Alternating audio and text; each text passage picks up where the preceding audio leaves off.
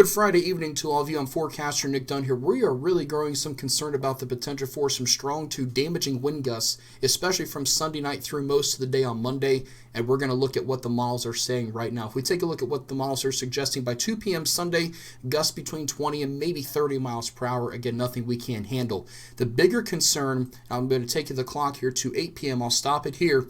The legend up here at the top for you are the numbers between anywhere from 10 to 110 miles per hour. Those are all in miles per hour, by the way, so that'll hopefully kind of help you follow along. But by 8 p.m., winds anywhere between probably 25 and let's say 40 miles per hour for most of the forecast area.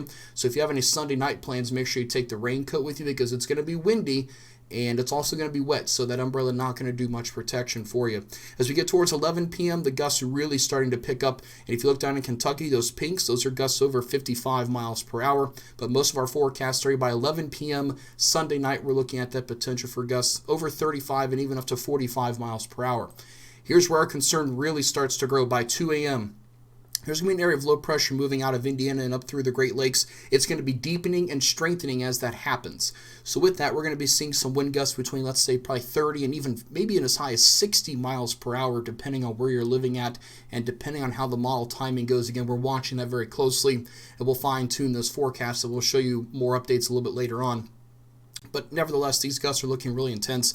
I'll zoom it in here a little bit for you so you can get a little bit better idea based on your location. But again, by 2 a.m., the wind's really starting to pick up in strength. By 5 a.m., this is concerning. Obviously, a lot of people getting up and maybe have to go to work Monday morning, but nevertheless, looking at some potential for gusts in excess of 60 miles per hour through the majority of the forecast area.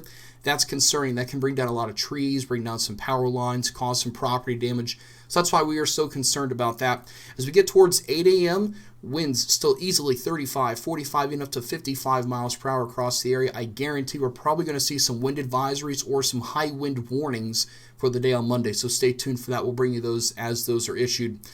By the time we get towards late morning on Monday, the wind's still really gusty, again, anywhere between, let's say, 35 and 55 miles per hour across most of the forecast area.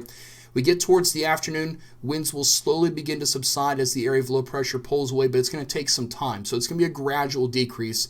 It's not just going to be a flip of the switch and the winds begin to die down. But by 2 p.m., winds looking a little bit less in terms of the strength across southern Ohio and southeast Indiana and into portions of West Virginia. Still pretty strong north of I-70. And by the time we get towards 8 p.m. on Monday, the winds slowly continue to subside, the strongest winds being kind of contained to areas along and north of US 30. And by 11 p.m., winds continuing to subside. So we're going to watch this pretty closely.